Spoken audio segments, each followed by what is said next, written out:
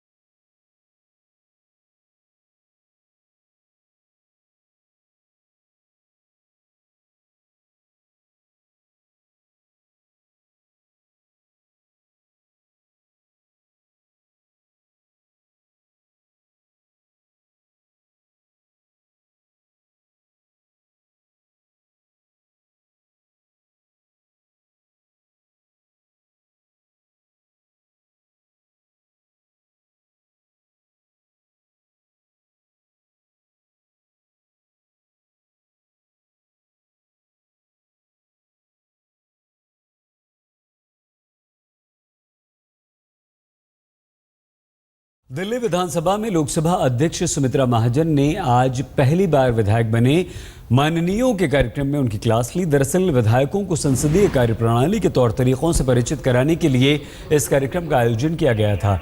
सुमित्रा महाजन ने यहां अपने ही अंदाज में कई मुद्दों पर चुटकी भी ली। सुमित्रा महाजन ने कहा कि चौराहे के भाषण और विधानसभा के भाषण में अंतर होता है, इस बात को समझना चाहिए। महाजन ने कहा कि दिल्ली में विशेष परिस्थितियां हैं और राज्य और केंद्र की अपनी समझ है। ऐसे में कई मांग भी उठती हैं, लेकिन दिल्ली में सास बहू और ससुर सब रहते हैं। यहाँ दूसरों को कोसने से कुछ नहीं होगा। आप चौराहों के और विधानसभा के भाषणों में अंतर समझिए। तो सुनिए किस तरह से क्लास ली, किस तरह से सुझाव दिए सुमित्रा महाजन ने।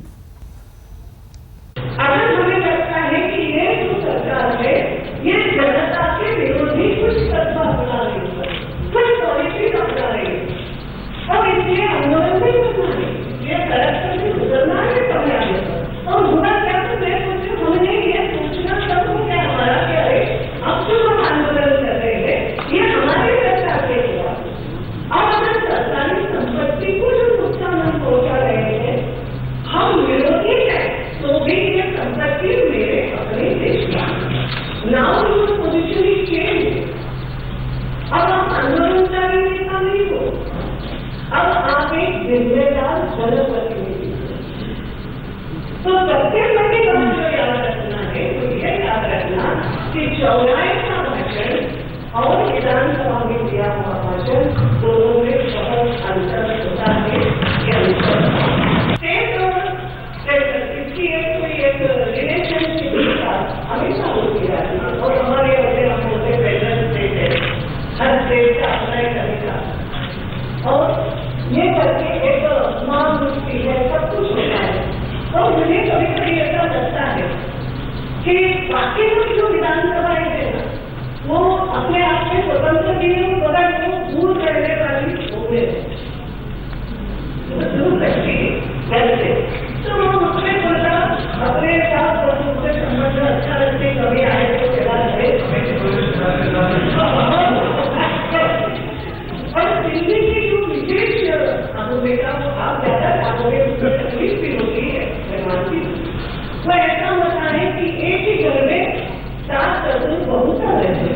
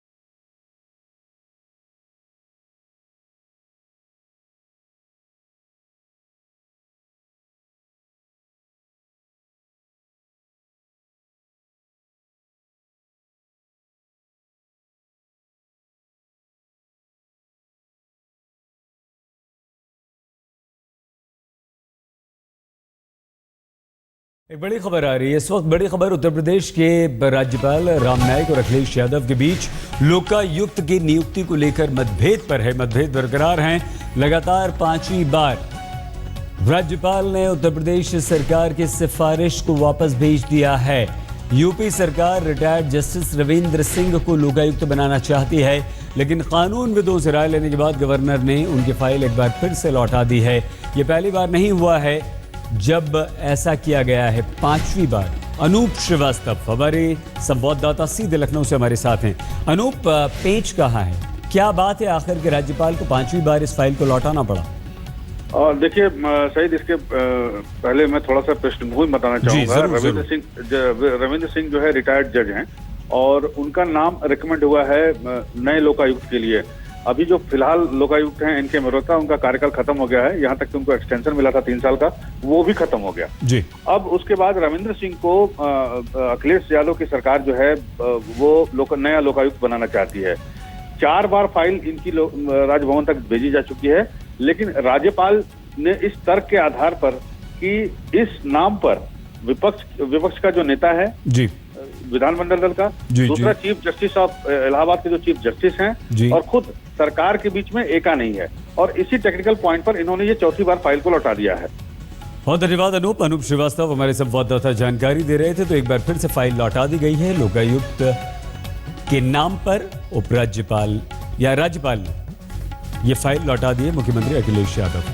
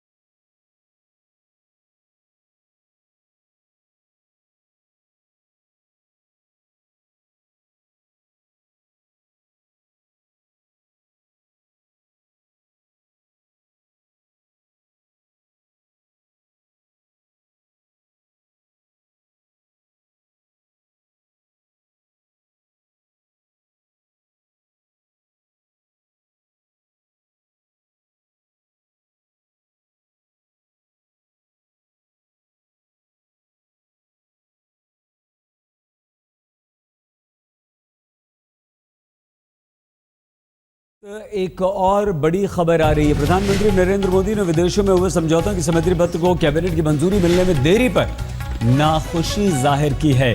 प्रधानमंत्री नरेंद्र मोदी नाखुश हैं। प्रधानमंत्री चाहते हैं कि ऐसे मुद्दों पर 1 महीने में सहमति पत्रों पर दस्तखत हो जाए और इस बारे में सभी सचिवों को पत्र भी लिखा गया है। तो प्रधानमंत्री नरेंद्र मोदी ने अपनी नाराजगी जाहिर कर दी है।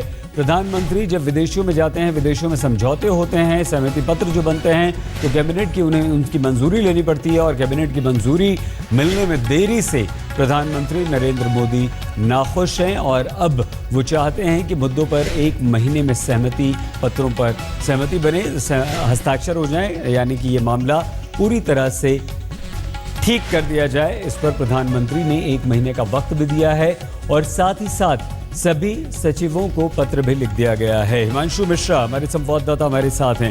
हिमांशु, क्यों देरी हो रही थी और किस तरह से नाराजगी जाहिर की है प्रधानमंत्री ने?